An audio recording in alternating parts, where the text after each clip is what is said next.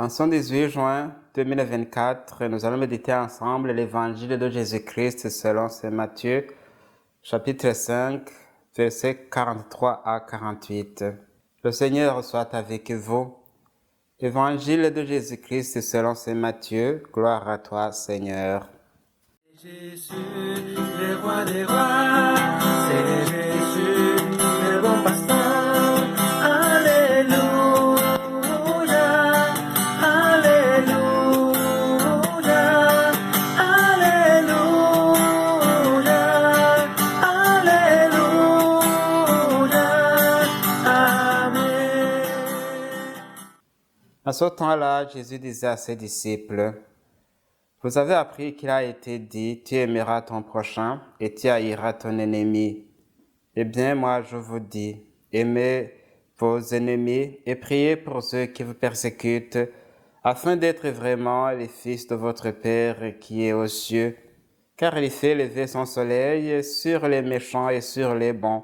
Il fait tomber la pluie sur les justes et sur les injustes.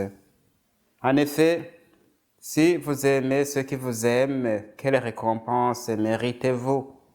Les publicains eux-mêmes n'en font-ils pas autant? Et si vous ne saluez que vos frères, que faites-vous d'extraordinaire? Les païens eux-mêmes n'en font-ils pas autant?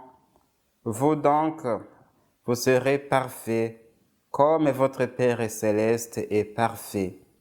Acclamons la parole de Dieu. Louange à toi, Seigneur Jésus.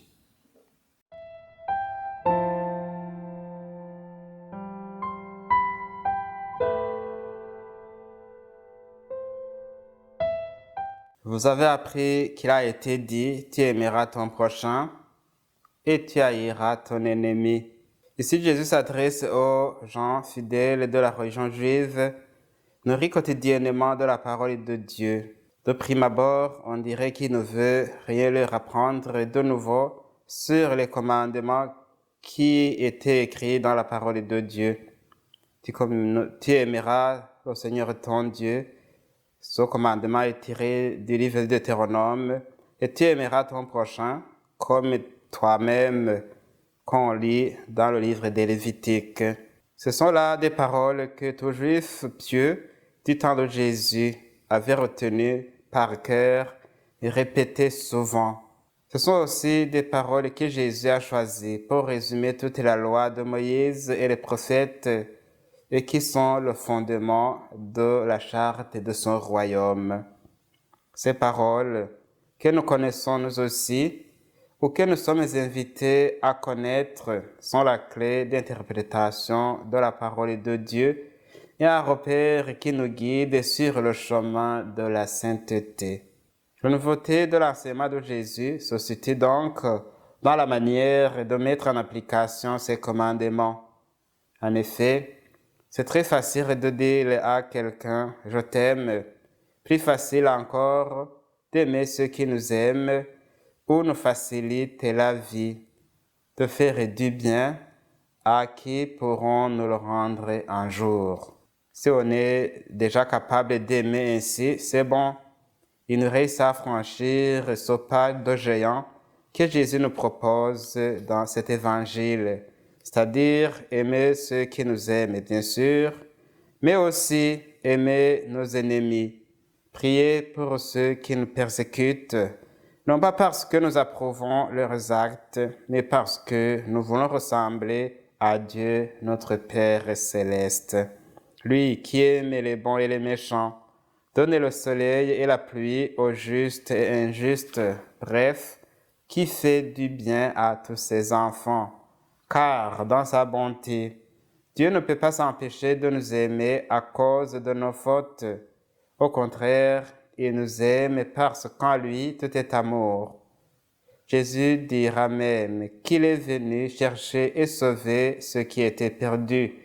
Et c'est son amour qui nous sauve et réveille en nous notre désir d'aimer à notre tour. Comme Dieu nous a créés à son image et ressemblance, avec un cœur capable d'aimer, il veut que nous soyons comme lui, en aimant comme lui, en aimant plus que les païens et les pécheurs qui ne connaissent pas Dieu et sa parole. Je dirais même en distinguant des bêtes qui s'attachent à leur maître parce qu'ils attendent d'eux des soins de qualité. Par contre, soyez parfaits comme votre Père céleste est parfait. Tel est le mot d'ordre et le conseil que Jésus nous donne. Tel est aussi le défi qui nous est lancé. Tel est le combat spirituel qui nous est proposé. Dans ce monde guidé par la logique du gagnant-gagnant, allons-nous nous en sortir victorieux? Serons-nous capables d'être animés d'un amour désintéressé semblable à celui dont Dieu aime tous ses enfants? Humainement parlant, c'est impossible, mais sachant que rien n'est impossible à Dieu. Jésus-Christ nous met en garde. Sans moi, vous ne pouvez rien faire. Si nous laissons Jésus vivre en nous, agir par nous, lui-même nous rendra capables d'aimer vraiment. Ouvrons-lui les portes de notre vie. Ouvrons-nous à lui. Ouvrons nos cœurs pour qu'il nous dispose à faire la volonté de Dieu et à aimer comme lui.